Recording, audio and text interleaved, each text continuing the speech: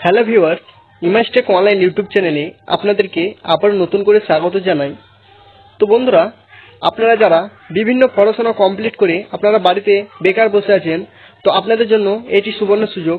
আজকের ভিডিওটি আপনারা লাস্ট অবধি দেখুন এবং সেই সঙ্গে আপনাদেরকে আমি জানিয়ে দেব যে পঞ্চায়েতে যে নতুন রিক্রুটমেন্টটি বেরিয়েছে সেই সাথে আপনাদের ডকুমেন্টস কী কী লাগবে এবং কোয়ালিফিকেশান কী লাগবে এবং শিক্ষাগত যোগ্যতা কী লাগবে, সমস্ত ইনফরমেশন এই ভিডিওটির মাধ্যমে আপনাদেরকে আমি দেখিয়ে দেব।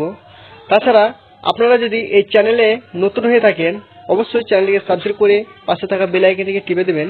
তো আজকে আমরা বেশি কথা না বলে আপনারা যারা বেকার বাড়িতে বসে আছেন তাদের জন্য একটি চাকরির খবর নিয়ে চলে এসেছি। আজকে যে মেন বিজ্ঞপ্তিটি সেটিতে যাওয়া যাক। তো সবার আগে আপনারা মেন বিজ্ঞপ্তিটি দেখে নিন, তারপরে আরও বিস্তারিত আপনাদেরকে আমি দেখিয়ে দিচ্ছি। তো আপনারা এখানে দেখতে পাচ্ছেন যে পঞ্চায়েতের যে মেন বিজ্ঞপ্তি সেটিতে আমরা চলে এসেছি। তো রাজ্যের 33 গ্রাম পঞ্চায়েতে শুরু হচ্ছে কর্মী নিয়োগ। তো আপনারা এই রাজ্যের অর্থাৎ পশ্চিমবঙ্গের যদি বাসিন্দা হয়ে থাকেন তো অবশ্যই ভিডিওটি লাস্ট অবধি দেখুন। তো দেখুন, ওয়েস্ট বেঙ্গল গ্রাম পঞ্চায়েত রিক্রুটমেন্ট 2024 এবার ইতিমধ্যে শুরু হয়ে গেল গ্রাম পঞ্চায়েতের কর্মী নিয়োগের অনলাইনে রেজিস্ট্রেশন।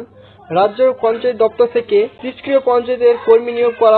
রাজ্যের প্রতিটি জেলায় রয়েছে প্রচুর শূন্যপদ। গ্রাম পঞ্চায়েত, পঞ্চায়েত সমিতি এবং জেলা পরিষদে নিয়োগ করা হবে। আপনারা এখানে দেখতে পাচ্ছেন যে মোট 3টি আপনাদেরকে পদে এখানে নিয়োগ করা হবে। সে সঙ্গে আপনারা দেখতে পাচ্ছেন যে 6652টি এখানে মোট শূন্যপদ আছে। ওয়েস্ট বেঙ্গল পঞ্চায়েতের রিক্রুটমেন্ট ম্যানেজমেন্ট সিস্টেমের তরফ থেকে অনলাইন ফর্ম ফিল আপ শুরু হয়েছে। তো আপনাদেরকে কোন ওয়েবসাইটে ফর্ম ফিল আপ শুরু করবে বা কিভাবে শুরু করবেন আমি সেটাও দেখিয়ে দেবো। তো আরেকটু স্কুল করে আপনাদেরকে বিস্তারিত দেখিয়ে দিচ্ছি যে আপনাদের শিক্ষাগত যোগ্যতা কি লাগবে। তো আপনারা শিক্ষাগত যোগ্যতা আপনারা দেখতে পাচ্ছেন যে মিনিমাম যদি আপনি 8 পাস করে থাকেন তাহলেই এখানে আপনারা আবেদন করতে পারবেন এবং প্রার্থীর বয়স যদি 18 থেকে 40 বছর হয়ে থাকে তাহলে আপনারা এখানে আবেদন জানাতে পারবেন। তার সাথে সাথে আপনাদের একটি দুর্দান্ত সুযোগ আছে। দেখুন, যারা SC/ST, OBC বা PWD ক্যান্ডিডেট আছে তারা এখানে 1/1/2024 অনুযায়ী বয়সের ছাড় পেয়ে যাবে। তো কত বছর ছাড় পাবে আপনারা দেখতে পাচ্ছেন যে 3 বছর থেকে 5 বছরের এখানে ছাড় পেয়ে যাবে। তো এটি দুর্দান্ত একটি সুযোগ, প্রতিটি চাকরির ক্ষেত্রে এটি দেয় না। যার শুধুমাত্র এটি সরকারি যে কাজ তার জন্য এটাতে সরকারের জন্য এটি বেশিরভাগই ছাড় থাকে। এবং দেখুন, গ্রাম পঞ্চায়েত রেজিস্ট্রেশন পদ্ধতি এবং আপনারা কিভাবে এখানে রেজিস্ট্রেশন করবেন সেটি বলেছে। তো দেখুন, prd.wb.gov.in এই ওয়েবসাইটে গিয়ে আপনারা রেজিস্ট্রেশন করে নেবেন।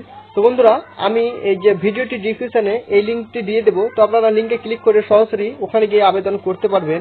তো আবেদন করার জন্য আপনাদের যে ফিস দিতে হবে, তো দেখুন সাধারণ শ্রেণীর প্রার্থীদের অর্থাৎ আপনারা যারা সাধারণ শ্রেণীর প্রার্থী যাদের SC/ST, OBC বা মানে PWD ক্যান্ডিডেট নয় তারা এখানে দেখুন 157 টাকা থেকে 200 টাকা পর্যন্ত ফিস দিতে হবে। এবং এখানে দেখতে পাচ্ছেন যে সংরক্ষিত শ্রেণীর প্রার্থীদের কোনো রকম আবেদন ফিস দিতে হবে না। তাহলে আপনারা যদি এখানে SC/ST, OBC বা PWD ক্যান্ডিডেট হয়ে থাকেন তাহলে আপনাদেরকে এখানে কোনো অ্যাপ্লিকেশন ফিস বা আবেদন ফিস দিতে হবে না। তো এখানে বেতন এবং ডিউটির সময় কিছু বলে দেয়নি বন্ধুরা। মেন বিজ্ঞপ্তিতে আপনারা দেখে নেবেন এবং সেখানে আপনারা ভালোভাবে দেখে শুনে তারপর আবেদন করবেন। তো আজকে ভিডিওটি বন্ধুরা আমি এখানে সমাপ্ত করছি। এই ভিডিওটি যদি আপনাদেরকে ভালো লেগে থাকেন তো অবশ্যই ভিডিওটি লাইক এবং কমেন্ট করে জানাবেন ভিডিওটি কেমন হয়েছে। তো চলুন দেখা হচ্ছে পরের ভিডিওটিতে, সবাই ভালো থাকুন।